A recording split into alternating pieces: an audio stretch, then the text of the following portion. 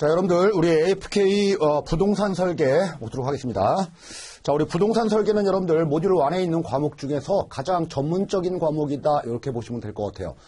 다른 재무 설계 개론, 그리고 은퇴 설계, 상속 설계와 관련된 부분들은 우리가 일상적인 생활에서 많이 좀 접하고 그 내용이 깊이는 있지만은 이해하는데 그렇게 큰 어려움은 없는 부분이긴 하지만은 이 부동산 설계와 관련된 부분은 상당히 좀 어렵거든요. 전문적인 부분이 좀 많고 그러다 보니까 학습하시는 분들이 가장 애먹는 부분이 바로 이제 부동산 설계다, 이렇게 좀 보시면 되는데 실제 이제 시험장 가시면 여러분들 우리 이제 애먹는 과목들의 특징들이 뭐냐면은 나오는 문제는 집중적으로 나오고 안 나오는 부분은 아예 시험 문제 나오지도 않고 이런 경향이 좀 강해요. 그래서 우리 출제 범위, 출제 포인트들을 잘 잡으시면서 전체 이제 부동산과 관련된 체계를 잡으시면 될 걸로 보입니다.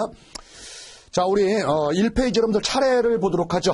우리 1장 부동산 설계 2회부터 해서 저 뒤에 우리 제6장 부동산 투자까지 이제는 총 6개 챕터로 이제 구성되어 있는데요.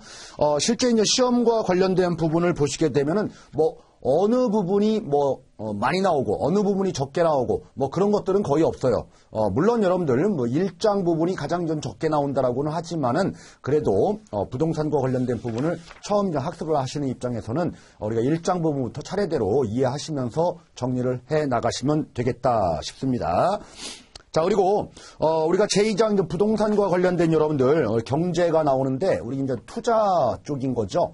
경제학적인 개념인데 부동산이라고 하는 것은 우리 외국 같은 경우에는 투자의 한 분야로 보고 있지만은 우리나라는 우리 이제 가구죠. 가구에서 부동산이 차지하는 비중이 상당히 높죠, 여러분들. 실물 자산이 보유하는 비중이 부동산과 실물 자산, 전체 자산 중에서 70%를 넘는다, 이런 통계치가 나오는데, 자, 어쨌든 이제 부동산과 관련된 부분을 따로 떼서 이제 경제학적인 의미로 해석하는 게 바로 2장이에요. 그래서 2장 부분은 여러분들 다른 여타 금융 자격증이라든지 경제와 관련된 부분이니까 시험 문제 나왔을 때 이렇게 어렵지 않게 다 해결하실 수가 있는 부분이고요. 3장은 여러분들 부동산의 이제 가치평가라는 건데 대부분은 이제 가치평가가 이제 시가로 평가가 되죠. 그런데 부동산은 거래가 우리가 빈번하게 일어나지는 않잖아요. 그래서 신뢰할 만한 시가가 없기 때문에 감정평가라는 것이 필요한 부분이 바로 제3장입니다. 그래서 감정평가사들이 해야 되는데 우리 재무설계사도 이런 내용들에 대해서 어느 정도 숙지를 좀 해야 되겠다라는 부분이에요. 자, 그리고 제4장과 관련된 부분이 상당히 좀 어려워요, 여러분들. 4장과 5장. 부동산이라고 하는 것은 우리가 법률 관계에서는 개인의 사유재산에 해당되는 거죠. 그래서 사고 팔고 이렇게 다 가능해요. 그런 부분들이 제4장 부동산의 권리 및 거래라는 거예요. 사법적인 관계죠. 민사와 관련된 부분들. 자, 그거에 비해서 부동산이라고 하는 것은 여러분들 국가의 영토를 구성하고 있다라는 거죠. 그러면은 여러분들 공법적인 관계도 상당히 많이 작용하고 있는 게 바로 이제 부동산의 특징이에요. 그게 바로 우리가 5장 부분이죠. 5장 부동산의 정책 및 공법. 상당히 그래서 법률 관계가 복잡한 게 부동산이에요. 그래서 4장과 5장이 여러분들 학습하실 때 조금 난해한 부분이 될 수도 있습니다. 특히 4장 부분은 여러분들 우리 실제의 사생활과 관련된 부분이다 보니까 그렇게 어려운 내용이보다는 약간 좀 깊이는 있죠. 법률 관계에서. 그래서 충분히 읽으면서 이해가 되어 있는 부분이 좀 많아요. 자, 그런데 우리 이제 5장 부동산 공법은 상당히 좀 어렵다라는 거예요. 그래서 이런 부분들에 대해서 여러분들 좀 숙지를 좀 해 두실 필요가 있습니다. 자, 우리 제6장 여러분들 부동산도 하나의 이제 투자 대상으로 보는 거죠. 그래서 유형별로 보면은 주택에 투자한다, 아니면 상가에 투자한다, 토지에 투자한다, 아니면 투자할 때 경매라든지 공매를 통해서 저가로 구매를 한다, 이런 것들이 있고, 우리가 부동산과 관련돼서 투자할 때 내가 직접 투자도 하지만은 간접 투자도 한다. 그죠? 간접 투자의 방법은 부동산 펀드라든지 부동산 투자회사, 즉 니치에 투자하는 방식도 있고, 부동산이라고 하는 것은 거액의 자금이 이제 소요되다 보니까 내가 투자할 때, 그죠? 대출도 받는다, 이런 것들, 부동산과 관련된 이제 금융들을 다루게 되는 게 바로 제6장이다라고 보시면 될 것 같아요. 자, 그래서 우리 이제 하나하나 차례대로 여러분들 정리를 해 나가실 거예요. 그래서 부동산과 관련된 부분들 어렵기는 하지만 또 전문적인 분야이긴 하지만은 그래도 해볼 만하다라는 거죠. 그래서 저랑 같이 수업을 들으시면서 25문제 중에서 뭐 최소한 23문제, 4문제 이 정도를 우리 이제 압축해가지고 맞출 수 있도록 여러분들 정리를 좀 하시면 될 것 같아요. 자, 우리 이제 9페이지 보겠습니다. 제1절 부동산 설계와 산업. 자, 우리 부동산 설계, 재무 설계와 관련된 부분들은 이제 프로세스라고 하죠, 여러분들. 부동산 설계도 마찬가지 프로세스예요. 자, 우리 프로세스에서 가장 초점을 두는 것은 뭔가요?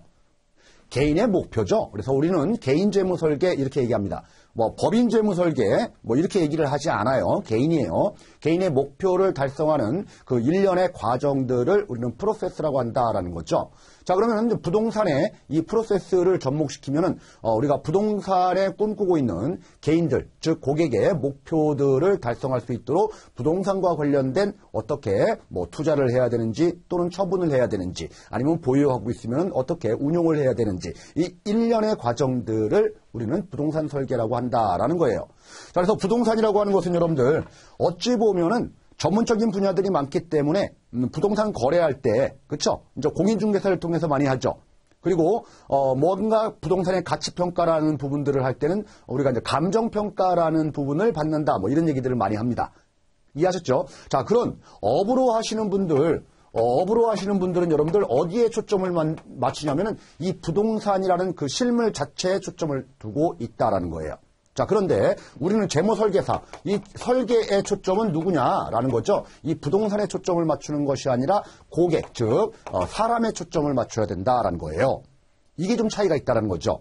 뭐 어찌 보면 여러분들 뭐 당연한 말이기는 하지만은 그쵸, 상당히 좀 이해하기가 말로 표현하기가 좀 어려운 그런 부분이기도 합니다.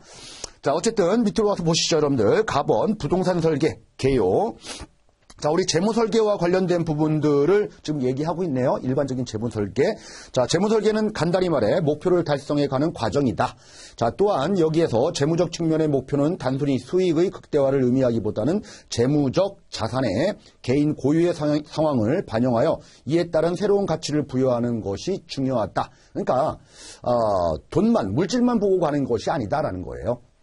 자, 이때 가치를 부여하는 작업은 끊임없는 자기 탐색의 과정이며 중요한 것과 통제할 수 있는 것의 공통분모에 집중하게 된다라고 돼 있죠. 자, 우리 중요한 것. 항상 여러분들 우리가 목표 설정할 때도 우선순위라는 게 있죠. 그렇죠? 그리고 이런 목표라고 하는 것은 실현 가능한 그런 목표여야지 터무니없는 목표면 안 되죠. 그래서 여러분들 통제할 수 있는 것들 중에서 그렇죠? 우선적으로 중요한 것들을 찾아 나가는 그런 과정들을 얘기한다라고 얘기를 하는 거예요. 그래서 뭐 이렇게 어려운 내용은 아니지만 여러분들 자, 이런 부분들 체크하시기 바랍니다. 그래서 좀 고객과의 상담 과정을 통해서 얘기하다 보면 고객은 알고는 있지만은 그렇죠? 은연중에 의식이라고 할까요? 아니면 좀 무의식적으로 가지고는 있어요. 내포하고는 있지만은 겉으로 드러나지 않는 그런 중요한 목표들이 있는데 자, 이런 부분들을 재무설계사를 통해 가지고 계속적인 상담이라든지 컨설팅을 통해서 찾아 나가는 과정 그리고 통제할 수 있는 그죠? 현실 가능한 그런 목표들을 우리는 추구하는 이런 과정들을 바로 이제 재무설계다. 뭐 이렇게 보시면 되겠다라는 거예요. 자, 우리 다음 여러분들 10페이지 그림 1-1 재무설계의 목표와 초점이라고 나와 있죠. 자, 우리 지금 왼쪽 상단에 여러분들 그림이 있어요. 그림. 가치와 자본이라는 게 있죠. 가치라는 것은 꿈이에요. 꿈도 여러분들 실현 가능한 꿈이 있고 실현 못하는 그런 꿈들도 있잖아요. 그렇죠? 이런 가치들 중에서 우리 재무설계의 목표 달성이라고 하는 것은 실현 가능한 목표를 달성할 수 있다는 것이기 때문에 한정된 자본 내에서 그죠? 우리 이루어져야 된다라는 거예요. 그래서 재무설계의 목표라는 것은 이렇게 우리가 중간 그죠? 공통 분모에 해당되는 부분이 재무설계의 목표다라는 거고요. 그리고 재무설계의 초점은 뭐냐? 이제 우선순위를 이제 결정을 하는 거죠. 다 가능해요. 예를 들어가지고, 뭐, 자녀의 교육자금 마련, 노후준비 마련, 사업자금 마련, 주택 마련, 다 가능해요. 하나씩만 보면은. 그죠? 그런데 어느 부분을 우선적으로, 우선순위를 결정을 해야 되느냐라는 부분을 보시는 거예요. 그래서 중요한 것들이 여러 가지가 있는데 그 중요한 것들의 이제 우선순위를 결정하고, 그리고 이제 통제할 수 있는 것들, 통제 불가능한 것들은 우리는 할 수가 없잖아요. 그죠? 통제 가능한 것들의 공통분모를 찾아서 여기에 집중하자라는 거예요. 그래서 재무설계의 초점이라는 그림이 나와 있는 거죠. 그래서 상당히 여러분들 이 그림이 어찌 보면은 좀 철학적인 그림인 것처럼 보이지만은 상당히 좀 단순한 그림이다라고 여러분들 생각을 하시면 될 것 같아요. 뭐 시험 문제에서 이렇게 뭐 이런 그림들을 해석하는 문제까지 출제되지는 않을 거니까 이 정도만 좀 보시기 바랍니다. 자, 우리 그 그림 바로 밑에 여러분들 두 번째 줄 보도록 하겠습니다. 자, 부동산만이 갖는 특성에 기초하면서 재무설계의 본질, 즉 개인적 의미와 가치를 발굴하여 제시하는 활동, 그리고 숨겨진 수익과 비용을 드러내는 활동, 중요한 것과 통제할 수 있는 것을 결합하는 활동 등이 연계되는 일련의 과정이기도 하다. 이런 말이 나와 있죠. 그래서 하나하나를 여러분들 암기하실 필요가 없어요. 재무설계 가장 중요한 것은 부동산과 관련된 고객이 생각하는 목표를 달성하는 거예요. 목표 여러분들 재무설계 개론에서 공부했죠. 그렇죠? 그런 목표, 현실 가능한 구체적인 목표여야 된다라는 겁니다. 자, 여기서 흔히 숨겨진 비용으로 언급되는 항목은 성숙비용과 대기비용이다. 이런 말 나와 있죠. 부동산이라고 하는 것은 여러분들 투자했을 때 내가 10억에 투자했어요. 그러면은 바로 뭔가 수익이 창출되나요? 아니죠. 사람들이 내가 식당을 하나 오픈한다라고 해도, 그쵸? 10억 주고 10억에 들여가지고 식당을 오픈한다고 해도 이게 수익으로 창출하려면은 일정 부분 기간이라는 게 필요해요. 단골들도 확보해야 되고요. 주변에 입소문도 나야 되는 거고요. 그쵸? 그리고 뭐 아파트 단지라는 게 형성이 되면은 여러분들 주변에 상권들이라는 게 형성되고 하다 보면은 일정한 성숙 기간이라는 게 필요해요. 그죠? 그래서 이제 부동산과 관련된 투자할 때는 단순하게 투자 금액만 보지 말고 기간도 보면서 우리는 접근을 해야 된다. 이런 말이에요. 그래서 성숙비용과 대기비용이라는 단어가 나와 있어요. 자, 이는 한 지역이 정상화되기까지는 필연적으로 시간과 원가가 투입되어야 함을 의미하고 부동산 개발 초기에 이러한 현상을 염두에 두고 대처해야 한다는 점이 매우 중요하다. 뭐 이런 말이 나와 있네요.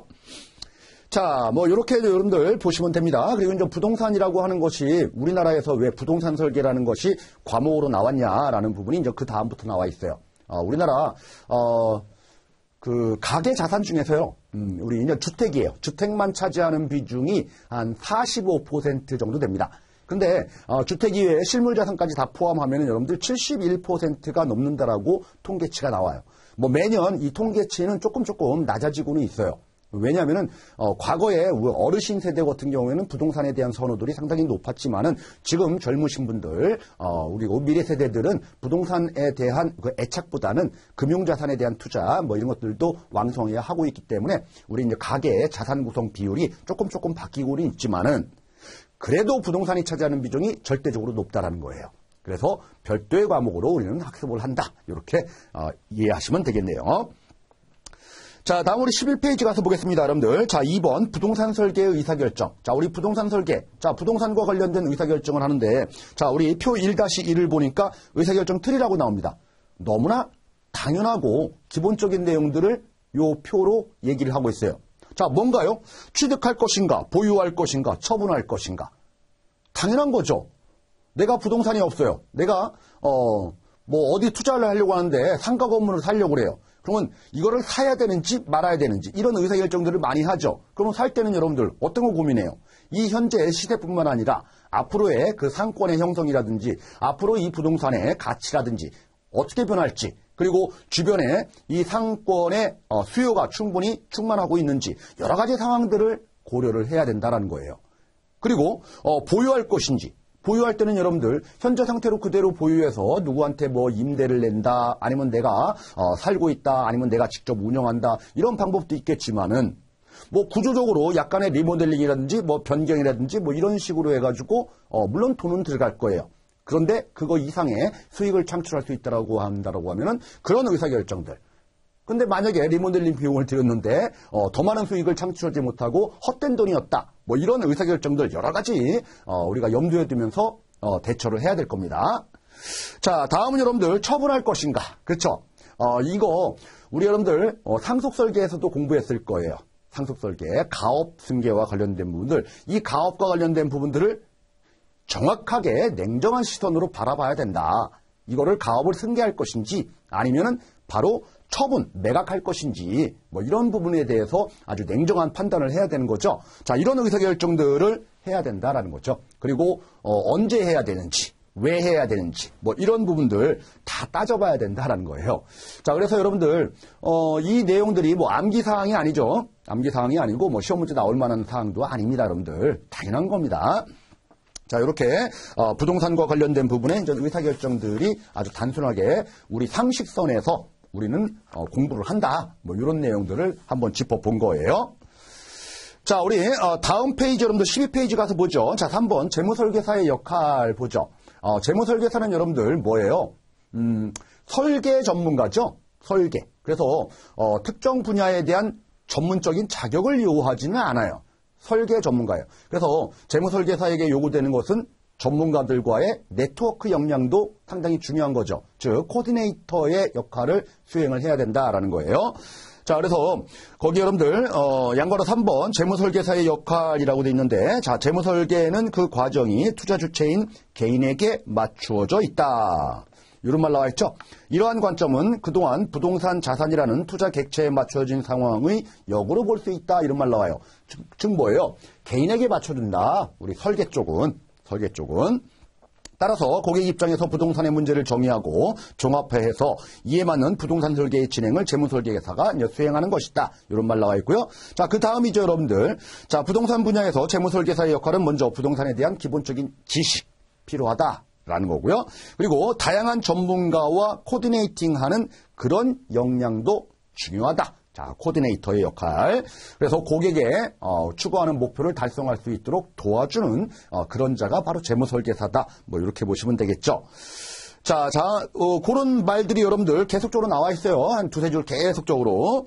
자, 또 보겠습니다. 또한 부동산 문제 또는 투자와 관련해서 고객들에게 적절한 설계 서비스를 제공하기 위해서 부동산에 관한 전문 지식과 경험 그리고 판단력이 요구된다. 뭐 이런 말 나와 있네요. 이러한 측면에서 재무설계사가 부동산 설계에 요구되는 역량은 다음과 같다라고 해서 중간에 박스가 나와 있죠. 그래서 총 7개의 점이 나와 있는데 이거보다 더 많은 점으로 우리는 기술해도 돼요, 여러분들. 자, 우리 고객의 재무 목표를 파악을 해야 되는 거죠. 이건 모든 재무설계사의 공통적인 역량이에요. 그리고 시장과 관련된 부분에 따라 우리는 이해를 해야 되는 거죠. 경제 환경이 어떻게 변하는지, 그리고 부동산이 어떻게 변하는지, 부동산 정책이 어떻게 나올 것인지, 뭐 나와서 이런 부동산 정책이 시장에 파급되는 영향이 어떻게 파급될 것인지, 자, 이런 부분들에 대해서 이해를 하고 계셔야 되겠다. 뭐 이해를 완벽하게 못한다라고 해도 여러분들 그쵸? 다른 우리 전문가들이 있잖아요. 전문가들과 잘 협업해서 고객의 목표 달성하는 데 도움을 줄 수 있는 그런 능력은 필요하다라는 거예요. 자, 그리고 부동산 투자 행위의 적정성을 파악하고 분석하는 능력. 당연하죠. 부동산 상품 어디에 투자할지. 그죠? 그리고 고객의 재무 목표에 부합하는 포트폴리오 구성 능력. 항상 여러분들 투자라고 하는 것은 포트폴리오, 즉 분산 투자. 분산 투자하는 이유는 왜 분산 투자하죠? 위험 관리 때문에 그런 거죠. 그렇죠? 비체계적 위험을 줄이기 위한 그런 노력들을 해야 된다. 그런 능력이 있어야 된다라는 거예요. 자, 그리고 투자 대상 부동산에 대한 분석 및 문제점을 파악하는 능력. 당연하죠, 여러분들. 자, 그리고 다른 전문가와 우리 유대 관계를 갖는 능력. 무엇보다 중요합니다, 여러분들. 마지막 점이. 자, 다음 여러분들 4번 부동산 설계 프로세스. 자, 지금까지 공부했던 내용들은 여러분들 시험 문제에 그렇게 등장할 만한 게 별로 없어요. 자, 그런데 이제 프로세스와 관련된 부분들은 이제 순서 묻는 문제가 나올 수도 있다라는 거죠. 재무설계 개론에서 공부한 1단계부터 우리 6단계 어떻게 공부했죠? 우리가 고객과의 관계 정립, 그리고 정보 수집, 그리고 분석 평가, 제안, 그리고 실행, 그리고 모니터링, 이런 6단계가 계속적으로 이제 이루어지는데, 자, 우리 이제 부동산 설계와 관련된 6단계와 관련된 부분은 보죠, 여러분들. 고객과의 관계 정립 1단계. 뭐 그렇게 어려운 내용은 아니에요. 재무설계 개론에서 다 공부했으니까. 뭐예요? 우리가 재무설계사의 역량을 우리는 얘기를 해주고, 그렇죠? 그리고 그 고객의 추구하는 바를 수용할 수 있는지를 파악한 후 업무 수행 범위를 결정하는 게 바로 고객과의 관계 정립 단계죠. 자, 1단계가 지나고 나면 여러분들 우리가 2단계는 뭐죠? 우리가 정보 수집이죠. 정보 수집. 그래서 여러분들 공부하실 때 단순하게 정보 수집이라고 이렇게 이제 암기 아닌 암기를 하시는 분들이 있는데 그렇게 하지 마세요, 여러분들. 목표 설정 및 정보 수집 이렇게 공부하세요.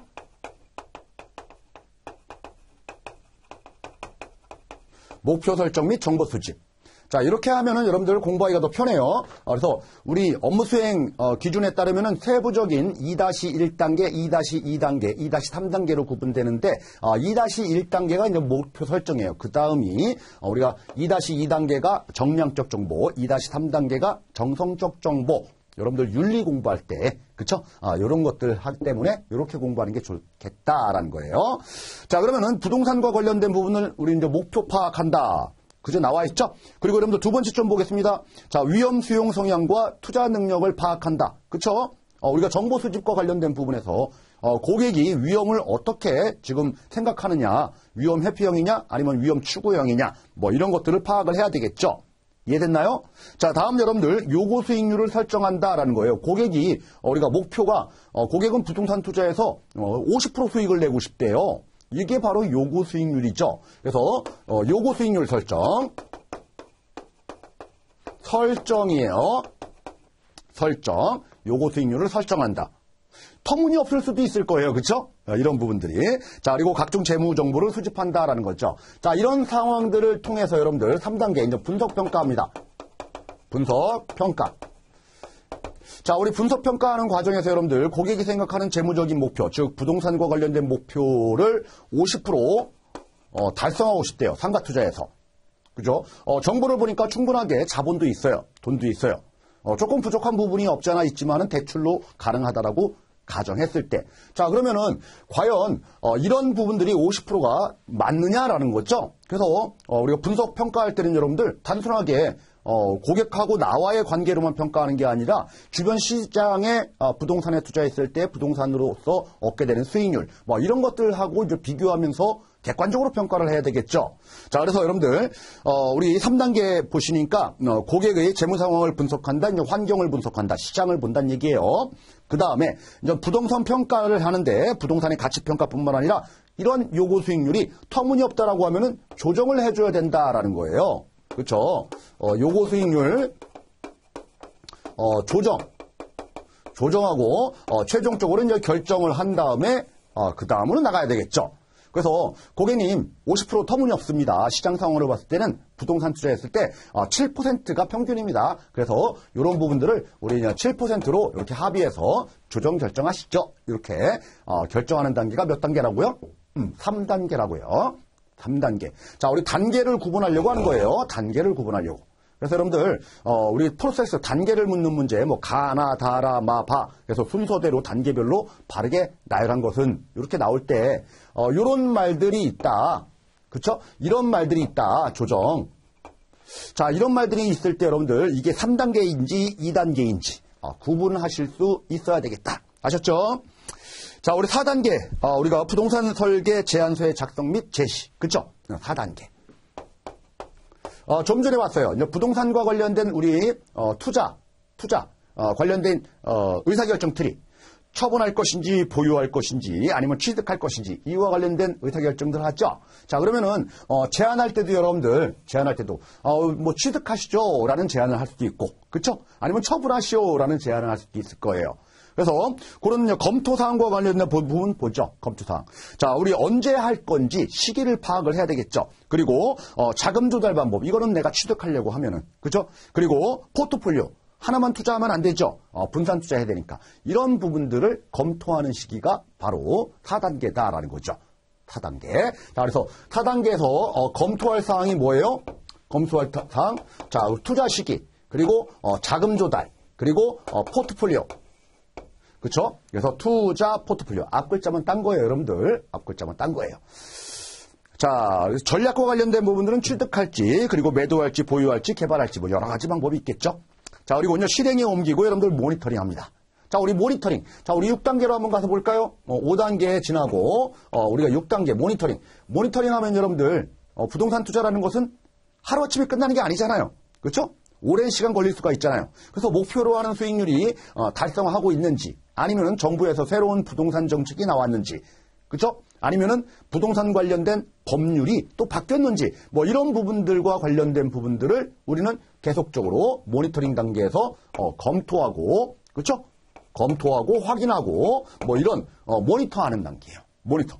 그래서 여러분들 지금 가만히 보면은 프로세서에서 재무설계 개론에서도 공부했겠지만은 여러분들 여기 요 4단계 검토하는 사항과 6단계에서 검토해야 될 사항이 똑같지가 않아요, 여러분들.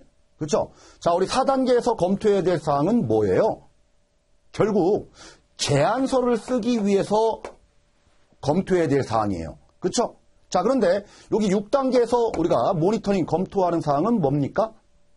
제안서를 쓰기 위해서 검토하는 게 아니고 제안서를 수락해서 이제 실행에 옮긴 거예요. 투자를 하고 있는 거예요. 투자하고 있을 때 고객이 생각하는 목표라든지 이런 우리가 분석, 환경 분석 이런 것들이 시장에서 지금 바뀌고 있는지 수익이 나는지 뭐 이런 부분들을 우리는 점검해야 될 사항인 거죠. 그래서 이 부분을 재무설계 개론에서도 공부했겠지만은 여러분들 비교, 구분을 정확하게 하실 수 있어야 되겠다. 자, 그래서 우리 부동산 설계에 관련된 프로세스가 시험 문제 나오게 되면은 뭐 요 정도 여러분들 보시면 뭐 충분할 걸로 보이네요. 자, 그래서 몇 단계를 지금 얘기하고 있는지 우리 꼼꼼하게 잘 체크를 해 두시기 바랍니다. 자, 다음 여러분들 13페이지 밑으로 오셔가지고 일반적인 우리가 투자 관리 프로세스, 뭐 투자 관리라고는 하지만은 일반적으로 투자할 때 어떤 순서대로 전통적으로 우리는 의사결정을 하느냐라는 거예요. 자, 우리 다음 페이지 넘어가서 볼게요. 자, 우리 14페이지 여러분들 그림 1-3이 나와 있어요. 총 몇 단계예요? 10단계. 자, 이걸 암기하자는 얘기는 아닙니다. 자, 우리 1단계 고객의 정보를 수집한다. 그리고 고객의 니즈, 제한, 환경을 확인한다. 투자 철학, 투자 관리 접근 방법에 대해서 논의한다. 쭉 나와 있어요. 그리고 뭐 5단계가 투자 목표를 설정한다. 뭐 이렇게 나와 있네요. 자, 쭉 나와 있죠. 자, 이런 부분들이 여러분들 단순하게 시험 문제로 바로 이 일반적인 투자와 관련된 투자 관리 프로세스를 시험 문제 출제를 과감하게 출제를 못하는 이유가 있어요. 자, 이렇게 프로세스를 정립하다라는 것은 일반적으로 모든 사람들이 그 학문으로서 다 받아들여진 그런 학문이 아니에요.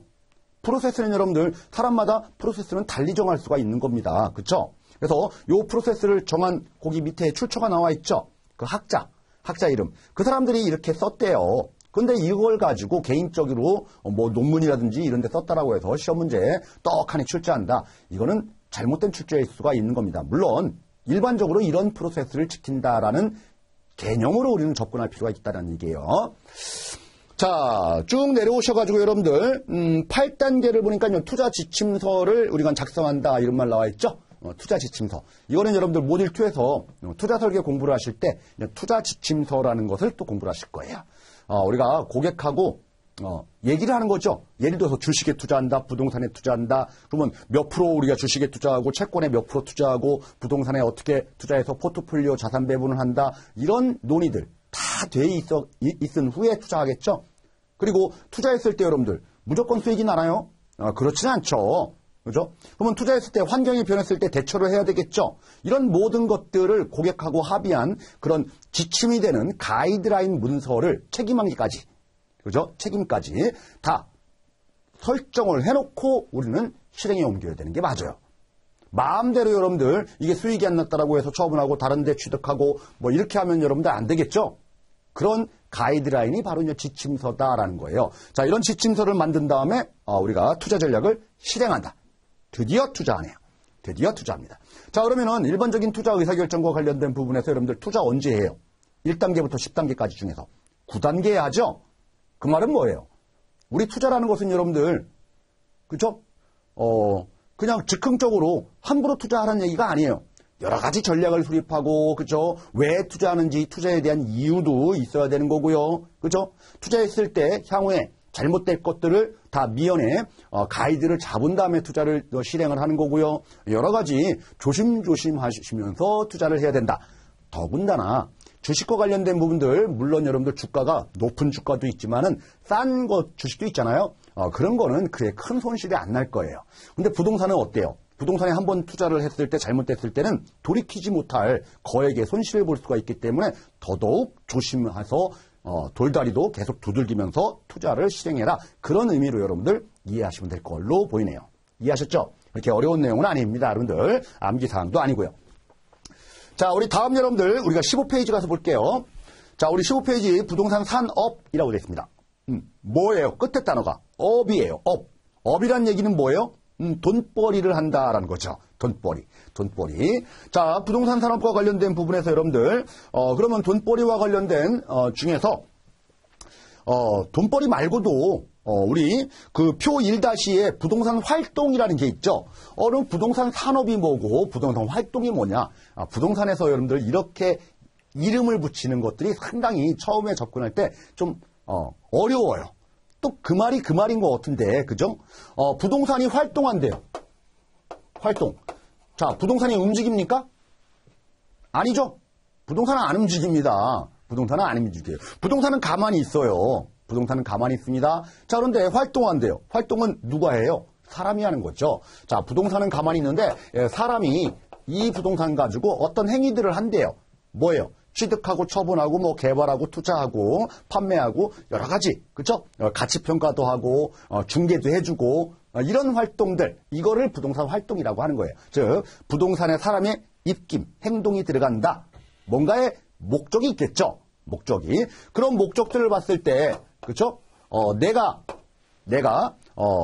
개인이 모든 국민들이 다 할 수 있는 거. 자 이런 것들을 우리는 일반 활동이라고 하는 거고요. 그렇죠? 그리고 여러분들 그 밑에 전문 활동이라는 게 있죠. 이 전문 활동이라고 하는 것은 여러분들 업으로 하는 거. 전문 활동, 업으로 하는 거. 이게 바로 전문 활동이다라는 거예요. 자, 그러면 누구나 다 할 수 있는 게 뭐가 있을까요? 한번 보시죠. 소유, 거래, 정책 활동. 정책도 보니까 괄호 열고 뭐래요? 수동적 의미래요. 일단 정책부터 보죠, 여러분들. 수동적 의미의 정책과 관련된 부분들은, 자, 사용권에 관한 정책, 소유에 관한 정책, 거래에 관한 정책. 여러분들이 부동산을 가지고 있으면은 어떤 의사결정을 합니까? 이거 누구한테 임대 좀 내줘야지. 아니면은 누구한테 팔아야지. 그쵸? 이거 좀 팔아야 되겠다. 아니면 내가 그냥 그대로, 내가 써야 되겠다. 뭐 이런 아주 단순한 의사결정들을 하죠. 이것도 하나의 그냥 정책으로 볼 수가 있다는 얘기예요. 아셨죠? 자, 그래서 그런 부분들을 우리는 수동적 정책 이렇게 얘기해요. 수동적 정책.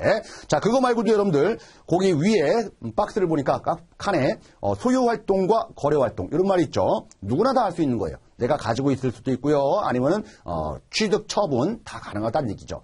이걸 가지고 내가 무슨 거래업이다, 소유업이다, 그렇죠? 이렇게 얘기하지는 않아요. 그런데 이 전문 활동과 관련된 부분들은 업으로 한다라는 거예요. 업. 즉 업이란 얘기는 여러분들 뭐예요? 돈을 번다라는 거죠. 이런 활동을 통해서. 자, 대표적으로 여러분들 부동산 입지 선정이라든지 부동산 개발 관리 중개 그리고 쭉 내려서 감정 평가. 그렇죠? 부동산 금융, 부동산 보험, 부동산 정책이라고 돼 있는데 이거는 여러분들 능동적인 정책 이런 말 나오죠. 능동적인 정책인데 능동적 정책. 이렇게 보시면 돼요. 여러분들 국회의원들 우리가 월급 받죠. 월급은 이제 세비라고 하는데 월급 받아요. 업이에요. 업. 정치인. 업. 그런 분들이 여러분들 부동산과 관련된 정책, 뭐 입법, 입안, 뭐 이런 것들 많이 하죠. 이런 부분들을 우리는 전문적인 영역이다. 이렇게 보시면 되겠다라는 거예요. 아셨죠? 자, 그리고 그 위에 여러 가지가 있는데 대표적으로 여러분들 중개업 그리고 감정평가업. 자, 이런 것들을 업으로 한다. 이해됐나요? 자, 우리 타인의 부동산과 관련돼서 이렇게 중개라든지 감정평가로 해서 내가 수입을 얻는 직업을 갖는다라는 것은 엄청나게 여러분들 뿌듯하고 돈도 되지만은 엄청난 높은 윤리의식이 필요한 거예요. 상당히 높은 윤리의식이 필요한 거예요. 당연하죠, 여러분들. 남의 돈 뭐 쉽게 벌 수가 있나요? 그렇죠? 그리고 부동산과 관련된 부분들은 전문적인 영역이 많다 보니까 이런 부분들 속이면서 하면 안 되겠죠. 그래서 높은 윤리의식이 좀 필요로 하는 것이 바로 전문 활동이다. 그래서 여러분들 일반 활동과 전문 활동을 좀 구분 정도만 해두시면 됩니다. 자, 우리 다음 페이지 넘어가셔가지고 우리 16페이지에 맨 위에 그런 말이 나와 있죠. 자, 우리 첫 번째 영역 구분의 기준은 하나의 업으로 성립되는 전문가 영역이 전문 활동 우리 분야이고 누구나 참여할 수 있는 것이 바로 일반 활동 분야이다. 뭐 이런 말이 나와 있네요. 자, 그리고 그 다음 여러분들 한 6줄에 걸쳐서 나온 것들은 부동산이 점점 전문화되다 보니까 이런 업들이 등장을 하는데 뭐예요? 돈을 벌잖아요. 그러니까 높은 윤리의식이 더더욱 필요하다. 뭐 이런 얘기들을 계속 교재에서 하고 있습니다. 자, 다음 여러분들 4번 부동산 산업의 위상이라고 돼 있는데 뭐 이런 것까지 뭐 시험 문제 나오지는 않을 거예요. 자, 우리 그런 말이 나와 있죠. 부동산 산업은 부동산을 기반으로 하는 전문 활동을 통해서 부가가치를 창출하고, 이건 뭐 돈을 번다는 얘기죠. 자, 보수를 받는다. 그러니까 책임을 져야 한다라는 거예요. 그래서 우리가 윤리의식이 필요하다. 그리고 현재 우리나라는 구체적으로 업종 분류된 부동산 산업은 아래 표와 같다라고 돼 있는데, 자, 표를 잠깐 볼게요. 표가 여러분들 구분하는 문제가 시험 문제 나오진 않아요. 자, 우리 부동산과 관련된 한국표준산업분류표상 부동산업과 관련된 부분을 보는 거예요. 자, 우리 첫 번째 부동산 임대공급업이라는 게 있죠. 부동산 임대공급업.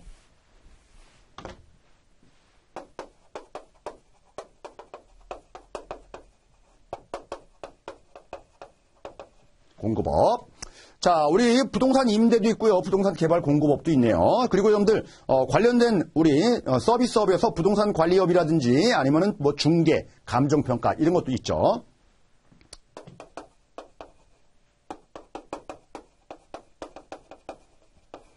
등, 그죠? 등. 자, 그러면 여러분들 우리 오른쪽 페이지예요. 자, 오른쪽 페이지 한 10줄에 걸쳐가지고 쭉 장황하게 좀 설명을 하고 있는데, 자, 우리 한국산업분류표상 이게 부동산업이에요. 부동산업. 자, 그러면 여러분들 내가 호텔을 하나 줬네요. 호텔을. 내가 호텔을 여러분들 신축했어요. 그 말은 뭐예요? 개발했다는 얘기예요. 개발. 이해됐나요? 자, 개발했으면은 자, 이걸 가지고 다른 사람한테 이 호텔을 임대했어요. 자, 그러면 부동산업을 하고 있는 건가요? 그렇죠. 부동산 임대. 그렇죠? 공급. 이해됐죠? 이해됐죠? 아니면 임대가 아니고 다른 사람한테 우리 처분했어요. 분양이라고 하죠. 분양. 뭔가요? 공급업 하고 있는 거잖아요. 공급업. 됐죠? 자, 그런데 이런 경우도 있죠. 내가 호텔을 신축 개발해가지고 내가 호텔을 직접 운영합니다. 운영. 자, 이건 부동산업인가요? 부동산업? 아니죠. 아닙니다, 여러분들. 이런 것들은. 이건 뭐예요? 나는 지금 숙박업을 하는 거예요. 숙박업. 이건 부동산업이 아니에요. 근데 행위가 똑같은 것처럼 보이지만 여러분들, 그렇죠? 비슷해요. 그래서 이게 부동산업으로 볼지 아니면 다른 업종으로 볼지 이렇게 달라질 수 있다라고 보시면 되겠네요. 아셨나요? 자, 뭐 이런 내용들이 우측 페이지에 이러면 쭉 나와 있는데 뭐 이렇게 중요한 내용은 아니니까 여러분들이 한 번 정도 읽어보시는 걸로 대체해도 무방해 보입니다. 자, 여기까지가 우리가 제1절 여러분들 부동산과 관련된 뭐 설계와 관련된 부분 봤는데 제일 중요한 거 부동산 설계는 여러분들 부동산에 초점을 두는 일반적인 그런 업, 그쵸? 전문 활동의 업이 아니고 개인의 목표에 초점을 둔다라는 거고요. 부동산 설계 프로세스 6단계와 관련된 부분에서 좀 조심하셔야 될 부분들은 뭐죠? 우리가 요거 수익률의 설정하고 요거 수익률의 조정 결정이 2단계, 3단계 이렇게 있다라는 거. 자, 이런 것들 우리 이제 말장난 문제 대비용으로 신경을 써야 된다라는 거 좀 체크를 해 두시기 바랍니다. 자, 우리 제2절 여러분들 부동산의 이해라는 부분이 나와 있는데요. 좀 간단한 것만 좀 보고 잠깐 쉬도록 할게요. 간단한 것만 볼게요. 자, 우리 부동산의 이해에서 여러분들 첫 번째 줄부터 장황하게 영어로 이렇게 막 표현이 되고 있죠. 자, 우리 영어로 표현되고 있는데 거기에서 여러분들 세 번째 줄 끝에 보겠습니다. estate.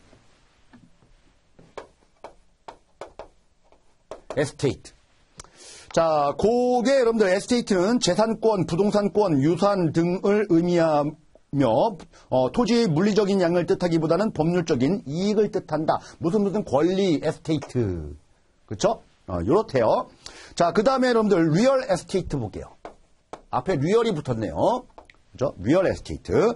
자, 이거는 여러분들 물리적 토지 및 그 구축물 여러분들. 즉 이거는 권리적인 측면을 본다라고 하면은 자, 리얼 에스테이트는 리얼은 뭐 실제죠, 실제. 그죠? 실물의 부동산을 의미한다. 이렇게 좀 보시면은 좀 되겠네요.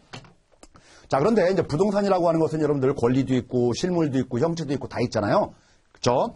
자, 또한 거기 다음에 있죠. 리얼 프로퍼티는 부동산의 소유권과 이로부터 파생되는 여러 가지 권익을 나타내는 의미이다. 뭐 이런 말 나와 있죠. 리얼 프로퍼티. 그렇죠? 그래서 부동산과 관련돼서 여러분들 외국에서 쓰는 용어들 보게 되면은 어떻게 볼 거냐라는 거죠. 근데 우리는 여러분들 우리나라는 이걸 구분할 필요는 없습니다. 우리나라에서는 그렇죠. 부동산은 권리, 권익도 있지만은 뭐예요? 실체, 실물인 부동산 이렇게도 바라볼 수가 있다라는 거예요. 그래서 부동산을 바라보는 시선은 상당히 좀 많다라는 거죠. 많다. 자, 그래서 그 밑에 여러분들 부동산의 우리 개념에서 첫 번째 복합 개념의 부동산이라는 말이 나오는 거예요. 여러 가지 시선으로 부동산을 바라볼 수 있다라는 거죠. 자, 첫 번째 이제 물리적 개념의 부동산. 물리적 개념. 자, 이거는 뭐예요? 리얼 에스테이트와 관련된 부분을 얘기를 하는 거예요. 물리. 눈으로 보이는, 그렇죠? 우리가 정사각형이다, 직사각형이다, 남향이다, 북향이다, 기울어졌다, 뭐 이런 것들. 그렇죠? 도로에 접해 있다, 아니면 이면 도로에 있다. 여러 가지 부분들을 우리는 보는 게 바로 이제 물리적 의미의 이제 부동산인 거죠. 자, 다음 여러분들 두 번째 경제적 의미의 부동산 또는 사회적, 경제적 또는 사회적 의미의 부동산 이렇게도 얘기합니다. 자, 우리 경제적 의미의 부동산과 관련된 부분들은 뭐예요? 부동산이라고 하는 것은 투자할 때 하나의 생산 원가가 될 수도 있는 거고, 그렇죠? 부동산을 내가 직접 소유하고 있다고 하면 내 재산, 부가 될 수도 있는 거고, 아니면 여러분들 부동산을 투자의 수단으로 보게 되면은 투자 수단으로도 볼 수 있는 거고, 이해되셨나요? 자, 이런 의미로 바라본다라고 하면은 경제적 의미로 부동산을 해석한다라는 거죠. 그래서 첫 번째 줄에 자산, 자본, 생산 요소, 소비재 등에 초점을 둬서 바라보는 거다. 돈벌이 수단, 뭐 이렇게 보시면 될 거예요.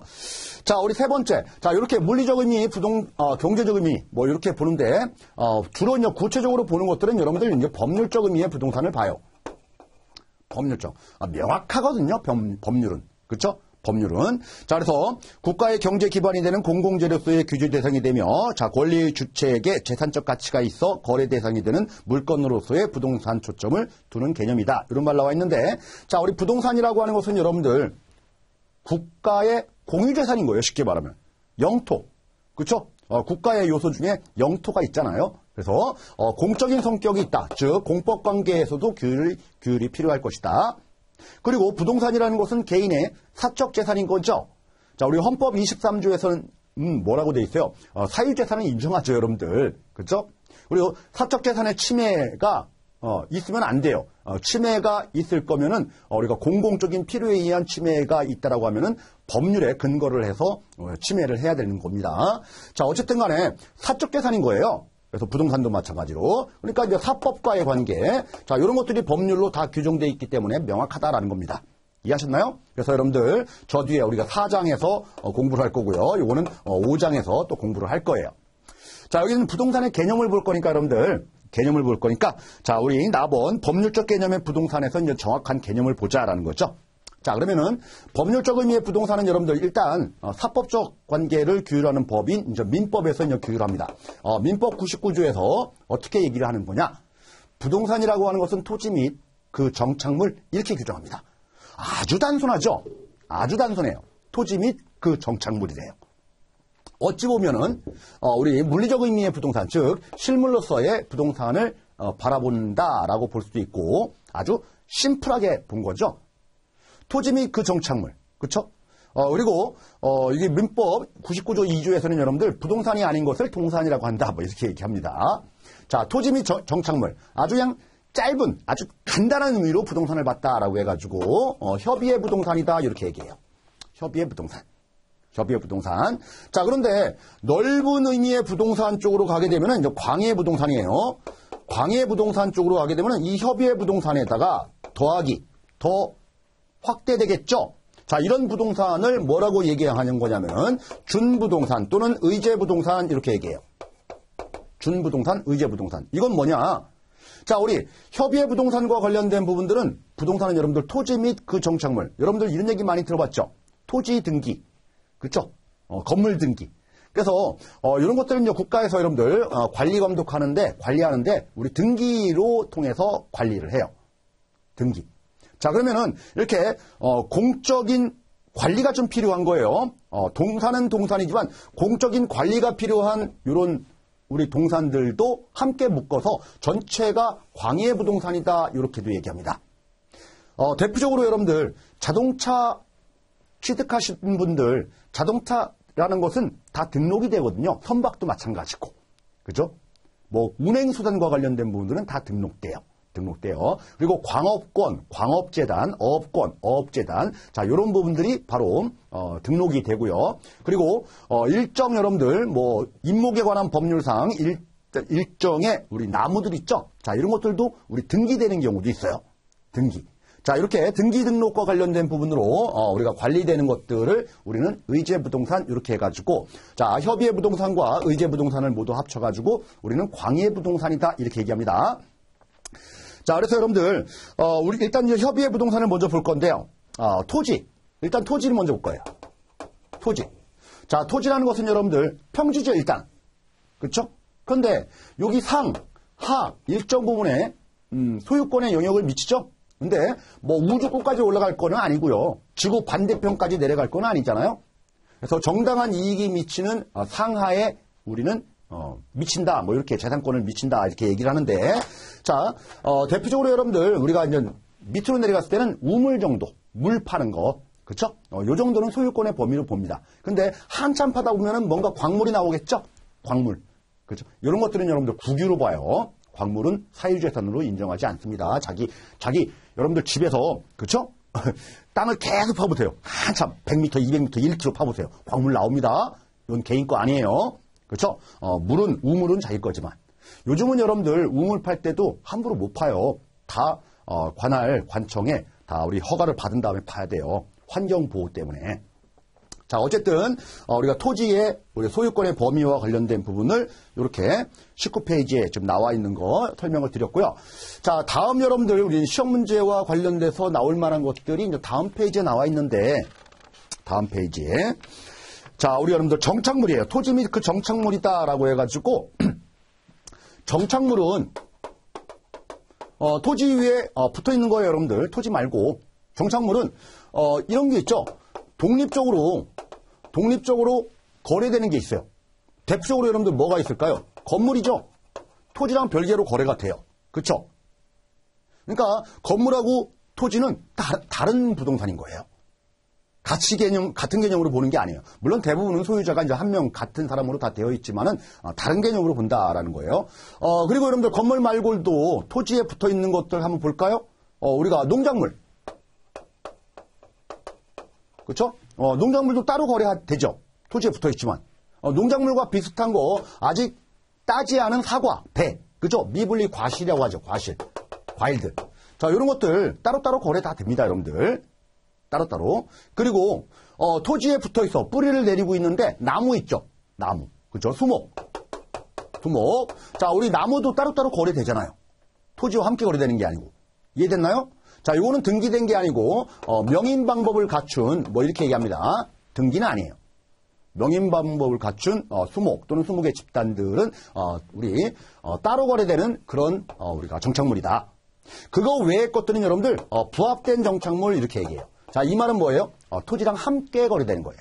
예를 들어서 담장, 다리, 그렇죠? 뭐 예를 들어서 보도블록을 깔았다. 뭐 이런 것들. 따로따로 여러분들 거래되는 게 아니고 토지 거래되면 토지 팔면은 그것까지 함께 거래된다라는 거예요. 그것만 따로 팔 수는 없어요. 따로 팔았다는 얘기는 그건 부동산이 아닌 거죠. 재화로서 물건으로 파는 거예요. 그 물건, 동산 이외에 부동산으로 보는 것들은 우리가 토지랑 함께 거래된다라는 거죠. 그 외의 것들은. 자, 이런 것들을 좀 정리를 해 주셔야 돼요. 자, 여기까지가 설명드린 게 여러분들 토지 및 그 정착물이 협의회 부동산이라고 하면은 지금 좀 전에 말씀드렸던 요 준부동산 또는 의제부동산과 합쳐지면은 드디어 이제 광해 부동산이라고 됐죠. 그러면 준부동산, 의제부동산은 그럼 무엇이 있느냐라는 거예요.